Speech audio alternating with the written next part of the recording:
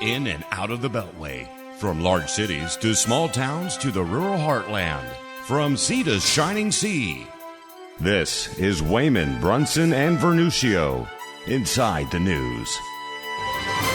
Welcome back to this week's edition of Inside the News. Glad to have you with us. We've got the guys here as well. We got Ben Brunson and Frank Vernuccio. How you doing on this day, Ben? I'm doing great, Guy. It's a pleasure to be with both of you gentlemen once again. Absolutely. Frank Vernuccio, you're in the state of what, depression? New York, economic depression, possibly. Oh, my goodness. Okay, we've got a lot on our plate, as we do each and every week. Let's start right off the bat here. Trump indictment number 3. Frank, go. Yeah, I was mentioning to Ben before the show that I'll never get back the hour of my life I spent reading that indictment, which is possibly one of the worst legal documents I have ever read in my life. Essentially, what it is that Donald Trump may have had angry thoughts, and we're going to get him for that. There's nothing actionable here whatsoever. One allegation, Trump didn't actually believe what he was saying. Well, I don't know how they know that unless they get inside his head.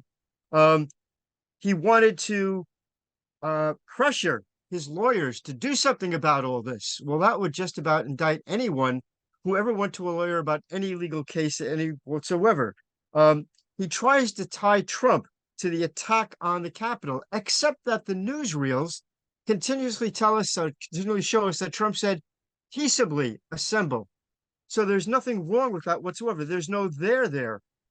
It says that Trump is accused of exploiting the violence and chaos at the Capitol. Well, okay, let's look at that one. Who's exploited the violence at the Capitol? That would be the Democratic Party. So if you want to indict Trump on exploiting the violence at the Capitol, well, then you're going to have the entire Democratic Party leadership indicted as well. As a legal document, this is sheer nonsense. There's nothing there. Okay, Ben, your thoughts on Trump indictment number 3. Well, this is what's called a fallback plan for the DOJ and Jack Smith in their orchestrated campaign to bring down Donald Trump. I think they're increasingly concerned over the stewardship of Eileen Cannon in South Florida, who's presiding over the main set of indictments hitting Donald Trump, 37, I believe, that he faces down there. And she has shown herself to be willing to challenge the government and Jack Smith and the actions taken by the government. She's openly questioning, for instance, the continued presence of a grand jury in Washington, D.C., despite all the charges having been filed in South Florida. But what they have done now in D.C. is they filed these 4 pretty weak charges, but they found the judge they wanted, and her name is Tanya Chutkan. I don't know if I'm pronouncing that right, and I don't know that I care. She is an Obama appointee who is certainly left of center, and she has set quite the example of punishing January 6th defendants who come in front of her, including sentencing a lot of the defendants to harsher terms than the government was asking for in the case. So this woman's bias is pretty obvious. And so they found the person they want. They've got 4 charges. I would say personally that given the composition of any jury in Washington, D.C., there's about a 99% chance of convicting Donald Trump if it goes to trial in D.C. I would equally say there's a 99 to 100% chance of reversal of those convictions in a higher court, ultimately the Supreme Court, if it goes there. Because like Frank, I read the indictment. Among other things, it says, you have the right to challenge an election and to file lawsuits, which is exactly what Trump did. It doesn't then go on to point out that when Trump lost those lawsuits, he handed over the government through the constitutional process to Joe Biden. That's why Joe Biden's our sitting president right now. So there is no case here. It's ridiculous. We had 4 years of hearing Democrats state that Donald Trump was an illegitimate president who shouldn't be. It should be Hillary Clinton, and only because of Russian interference did Donald Trump gain the presidency. And yet that's all fine. And I think that is all fine to me. That's all politics. But apparently Trump doesn't have those same rights. Yeah, it's quite interesting that Hillary Clinton is actually doing some of the same things that he's being charged with on these indictments here in D.C. And we can go back to Al Gore. He challenged it way back in 2000. Remember the hanging chads and all of that other. And that we went through the. So presidents do that. They challenge the election. Gore thought that he should have won the election. Hillary Clinton was beside herself. And how many bottles of wine did she consume just because of that? And the nation witnessed that because she almost went into hiding because she did not want to be confronted with that. Judge Eileen Cannon now, Frank, Ben touched upon this. She is a straight shooter. She is a jurist who's willing to look at both sides and split it right down the middle. If it's this, it's that. And, what's black is black, what's white is white. Yeah, there's a concept called lawfare, which is when you use the law not for the purpose for which it was intended, but to gain an advantage. And if you look at a lot of these Soros elected attorney generals and district attorneys throughout the United States, you're finding they're using their positions not to do what they are constitutionally obligated to do by state or city law, but to engage in partisan politics. New York State's Attorney General Letitia James ran a campaign based on a promise to indict Donald Trump. Now, New York is not the most pristine state in the world. We have a high crime rate. We have many problems, legal issues. But the Attorney General candidate, now the Attorney General, ran on a platform not on reducing crime, not on enforcing the law in general, but on prosecuting Donald Trump. We have Alvin Bragg and many other district attorneys throughout the United States who run on a political agenda, not to enforce the law, not to do their job, but to engage in partisan politics. This is becoming a major trend throughout the United States. The concept of lawfare is essentially just that. You will use the law, not for the purpose for which it was intended, but to engage in a partisan campaign. And that is becoming a major problem. It is losing the respect of the law by the majority of the people in this country.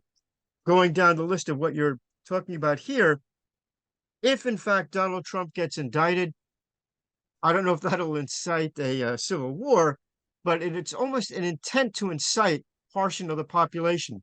There's a lot of folks who believe, I think with some justification, that the January 6th event at the Capitol was incited by the FBI or by the government as a whole.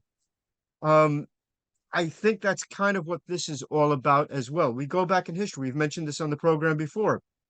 The Nazis in the 1930s did the Reichstag fire, which they then blamed on Jews and used that as an excuse to round them up and put them in concentration camps. I see the same strategy here with these indictments and with the January 6th event. You're watching and listening to Wehman, Brunson, and Vernuccio Inside the News with Frank Vernuccio, Ben Brunson, myself, Guy Wehman. Okay, Frank kind of bridged the gap here to the next section here. Revolt against America. America, they're saying, we've had enough of this. Now, we're not calling for revolt because we don't want to be rounded up with the rest of them. Plus, Frank's already claimed the top bunk, so we in all of this here. But Ben, this is serious because what they're going after Trump for is First Amendment rights. You're allowed to speak what you want to speak. So is Frank. So am I. And what they're doing, they're saying you cannot speak your mind. And Trump just wants to speak his mind. Sometimes he's off the rails, but people understand that, Ben. Yeah, so my knee-jerk reaction in every one of these events, these unprecedented events to target your political opponent, starting with, of course, the raid on Mar-a-Lago, which I think shocked everybody, and then the indictments and there are more indictments probably to come. The Washington was the unexpected one, but we're all waiting for the shoe to drop in Georgia, where there's expectation of indictments there. All of these events, my knee-jerk reaction is, wow, there is a concerted effort by this administration to try to get some armed response from somebody. And so you have the sense that the day that some guy had a van load of FBI crews to that effect, you're going to have a massive crackdown that will follow. it's going to be in the 24/7 on the left wing. Yeah. Okay, Ben, we're going to go to Frank now because I think we've lost your connection. You're going to have to re-up your connection here. So go ahead, Frank. This is not just a political event, a one-time event. Unfortunately, this is becoming a widespread cultural phenomena. I've written for a number of newspapers. I find that many of the newspapers now are censoring columns of middle of the road or conservatives. So this is not just restricted to one court case. It's become a cultural phenomena. It started on college campuses. It metastasized into politics. And if we don't stop it at this point, if we don't object as culturally as well as legally and politically, this is going to turn the United States concept of the First Amendment into nothing but mush. It's going to be a historical memory, and that's about it. It's becoming a widespread problem, and it's getting worse by the day. Okay, on this particular date where we are recording this and taping this broadcast, it is interesting. It was on this particular date that Richard Nixon announced that he was going to resign, and the following day from Watergate. And that's quite interesting because his charges were far, far less than what we're facing here in the White House now. Ben, I think we might have you back. Well, hopefully I'm back. But look, Watergate was about the cover up. It was a relatively petty crime by today's standards. It would hardly elevate to be worthy of mention in the era of mass surveillance that's going on and mass spying and the FBI knowingly taking false documents and dossiers paid for by the opposition candidate and elevating it into a premise to spy on a Trump campaign using the full power of the NSA. So we've gone way beyond Watergate, but the crucial kind of analog here between Nixon and Joe Biden is that Nixon had to resign when it became apparent that the Republican senators were abandoning him, and they made it clear that if it went to an impeachment vote, he was going to lose. He would be convicted in the Senate, and I think what you're going to see, because the poll numbers for Biden are so bad and they keep getting worse. They're only trending in one direction for him, and that's downward, and they're pretty low already.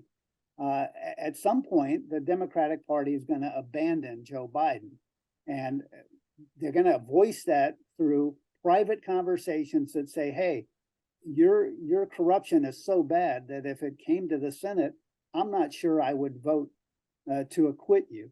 I might go with the Republicans." And that message will get through, and it'll probably be manifested in something like, "Hey, we don't want to get to that point, so why don't you just announce that you're going to retire and let someone else take over the role of spearheading the Democratic nomination process?" Frank, to that point, I think the Democrats would like to do that, but right at this present time, they don't have the next standard bearer lined up. They don't have Gavin Newsom really to be there. They do not want to hand it to word salad Kamala Harris there. So, they're trying to tread that line and say, okay, we want Biden out. It's kind of like clear they do, but they don't have the next person in line, Frank. A couple of points on that. Number one, I think there's a difference between the Republican Party in the 1970s and the Democratic Party in the 2020s. There is a problem. I think the Democrats of 2020, particularly the leadership of the party, are more loyal to the Democratic Party than they are to the United States of America. And I think that's a severe problem. We're going to be talking about this later on, but the Russian and Chinese warships that come too close to Alaska, I would have expected a unified response to that. The Democrats seem to be relatively quiet on that. It is part of a whole environment that Democrats have created where loyalty to the party is more important than loyalty to the United States. I think that has a lot to do with this potential impeachment vote that we're talking about, if it ever came about. I'm not so sure that the Democrats would side with the Republicans, no matter how bad the polls are. The Democratic Party, as we know it, doesn't exist anymore. It is a progressive party. It is a radical left party. And I think that to them, kicking Trump in the teeth and preserving Democrat control in the White House is more important than the good of the people, the good of the United States. So I'm not so sure that's the way it would work out. And I'm far more sanguine on that than I think than the two of you are. This is Wehman, Brunson, and Vernuccio Inside the News. That was Frank Vernuccio with the American Analysis of News and Media. USAGovPolicy.com is where you can find him. Ben Brunson, he's the author of The Falstaff Enigma and Esther Sling. You can find him at benbrunson.com, amazon.com. Also, you can find us on SoundCloud. You can find us on YouTube and Rumble. So we want to thank all of our radio affiliates on down the line. Those sources, they are released on the Saturday of the show. So when your affiliate, when they release it and play it on the weekend, we release it as well, because we want it to be a unified voice on that weekend, not to usurp our affiliates, because we love them so much. We're going to take a time out. We're going to be talking about what Frank was just talking about as well. Russia and China with their ships next to Alaska. What did we do about it? We will be back. You're listening to Wehman, Brunson, and Vernuccio, Inside the News.